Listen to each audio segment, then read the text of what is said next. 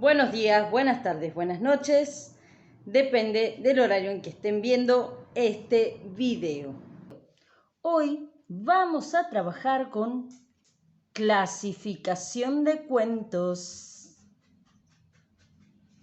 Siempre que nosotros tenemos que clasificar algo, tenemos que partir del criterio que vamos a usar para esa clasificación.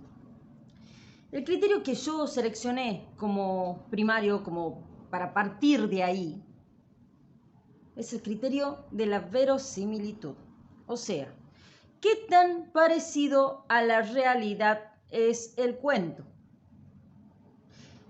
Entonces, con ese criterio podemos comenzar dividiendo los cuentos en dos: realistas o no realistas. Recuerden que cuando clasificamos cuentos, estamos clasificando literatura. Y la literatura es creatividad. La literatura es romper esquemas, ¿sí?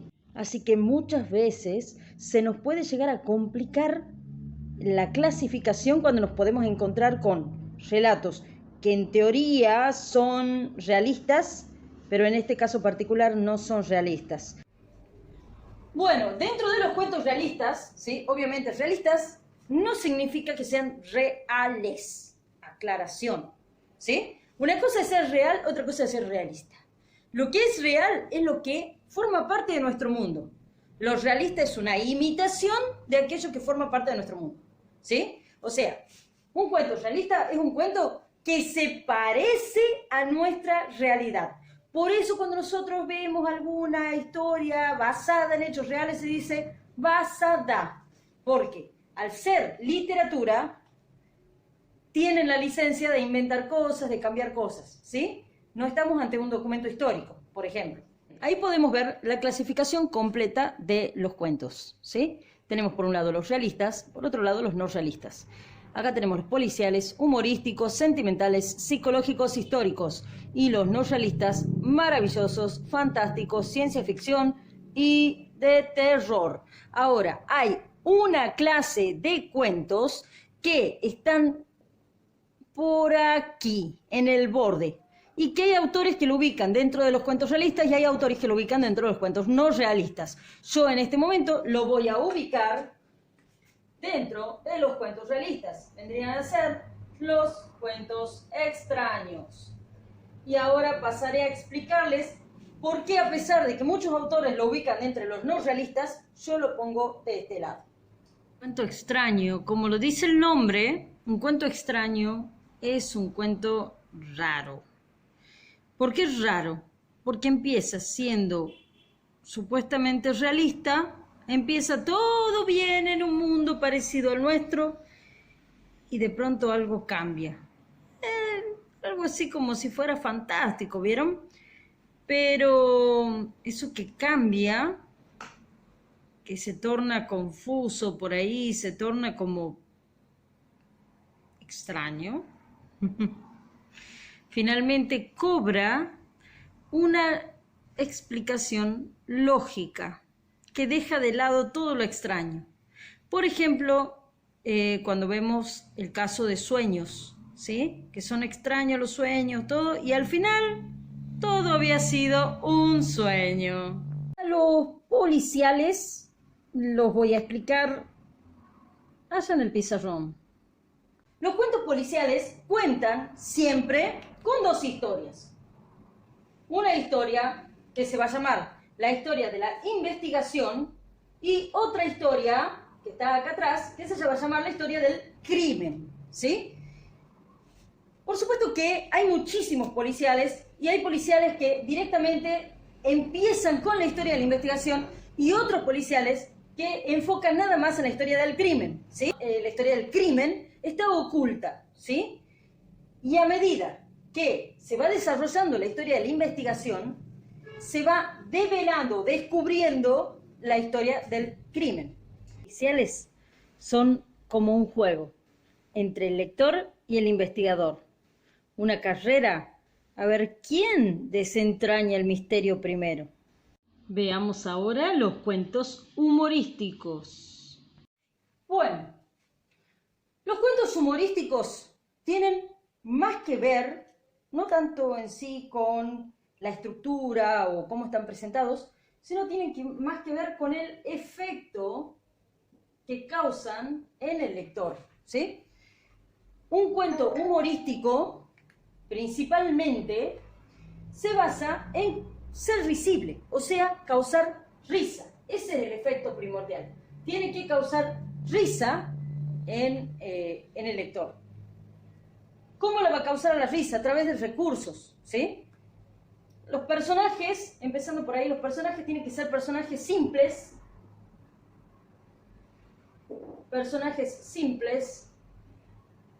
No va a entrar a analizar mucho, bueno, vamos nomás, los cuentos no analizan en profundidad la psicología de los personajes. Pero acá, justamente, como la idea es que el personaje se nos presente como algo reconocible, entonces muchas veces son hasta caricaturescos. ¿Qué significa que son como caricaturescos? Son personajes que representan a un grupo grande de gente, ¿sí? Son muy representativos. Entonces, esto es muy común. ¿Qué tipo de recursos podemos utilizar para causar humor en un texto, en un cuento? Podemos utilizar la ironía, podemos utilizar la parodia, podemos utilizar confusiones, ¿sí? Confusiones, situaciones confusas entre los personajes, pero siempre que estas situaciones confusas entre los personajes queden bien claras para el lector, ¿sí? La claridad es fundamental, la claridad y la simpleza. No crear nada complejo. Bueno, básicamente son esas las características del humorístico. Los sentimentales. Los sentimentales. ¿Cuáles son los sentimentales? Los sentimentales son aquellos que plantean una relación de amor, ¿sí? Que generalmente estamos hablando de un amor de pareja. Esa relación de amor tiene una característica. Generalmente son idealistas, ¿sí? Tiende a ser un amor puro, un amor sincero, y se encuentra con obstáculos que no le permiten la realización, ¿sí? Esos obstáculos pueden estar dentro o fuera de los personajes. Pueden ser fuerzas externas a los personajes. Son esas historias que nos hacen soñar. Vamos con los cuentos históricos. ¿Qué podemos decir de los cuentos históricos? No nos queda más que decir que están basados en hechos reales. Cuando hablamos de basarse en hechos reales, recuerden que estamos hablando de una imitación de la realidad, ¿sí? Ahora, esto se puede dar no necesariamente poniendo personajes que realmente han existido, sino creando situaciones dentro de un contexto histórico. Por ejemplo, Mil Grullas. El cuento está ambientado en la Segunda Guerra Mundial, en el final de la Segunda Guerra Mundial, cuando cae la bomba de Hiroshima, o mejor dicho, la bomba nuclear sobre Hiroshima.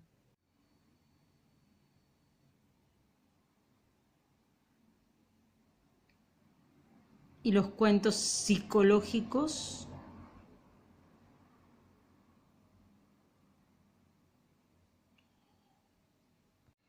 Bueno, los psicológicos van a ser, como lo dice el nombre, aquellos que profundicen un poco. ¿Con qué?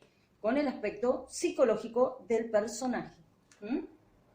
Con la psiquis del personaje. Puede ser algún tipo de trastorno que tenga el personaje o simplemente pueden ser cambios internos que se vayan produciendo naturales en aquel personaje. Por ejemplo, qué sé yo, un adolescente, una persona que está por cambiar de situación, está en crisis. Entonces, la profundización de un cuento no puede ser demasiado extensa ni demasiado profunda porque al ser un cuento tiene que ser breve. Pero sí puede estar planteada por juegos, ¿sí? Por ejemplo, tenemos un cuento de Cortázar que se llama Cartas de Mamá. Y en ese cuento plantea una situación entre una madre y un hijo que vive lejos con su esposa, donde la madre en una carta le pone al hijo que su hermano lo va a ir a visitar. Pero resulta que el hermano está muerto.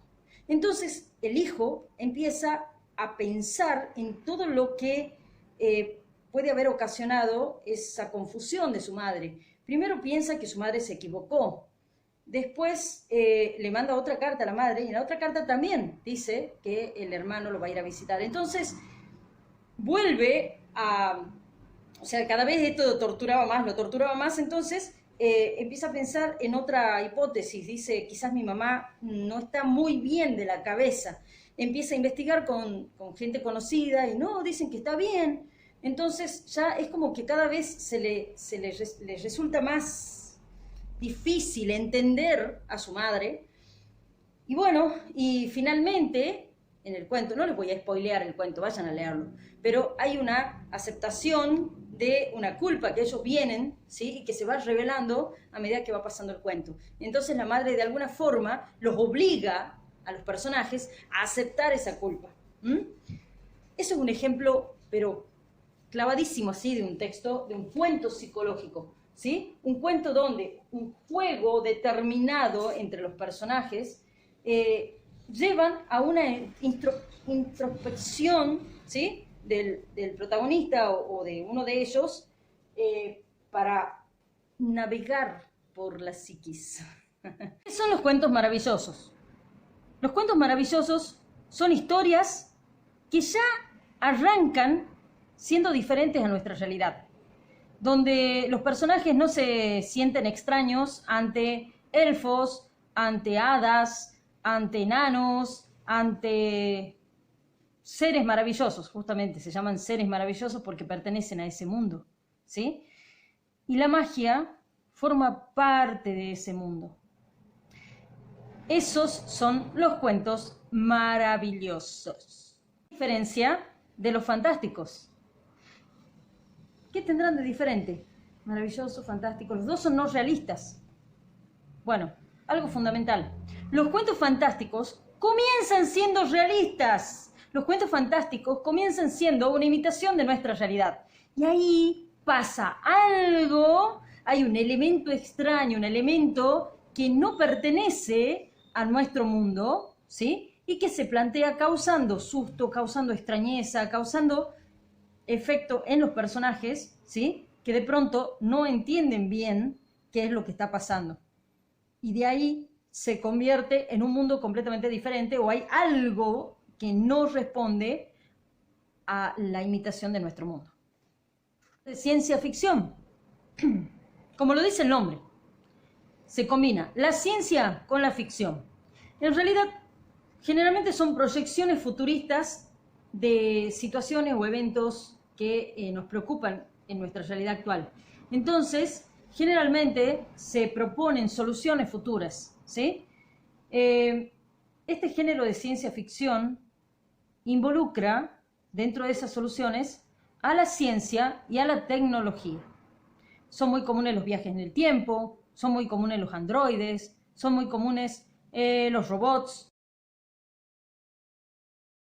Y acá le faltó un tipo de cuento que nosotros lo vemos mucho, especialmente en la primaria, que son los cuentos didácticos, y dentro de los didácticos tenemos las fábulas.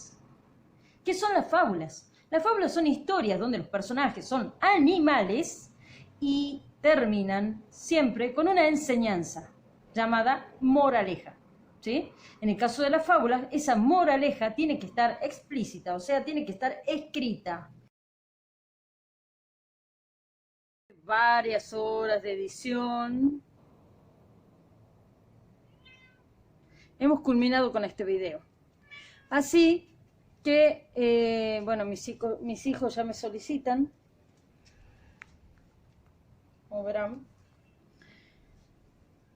Así que los despido con un abrazo y hasta la próxima clase virtual. Adiós.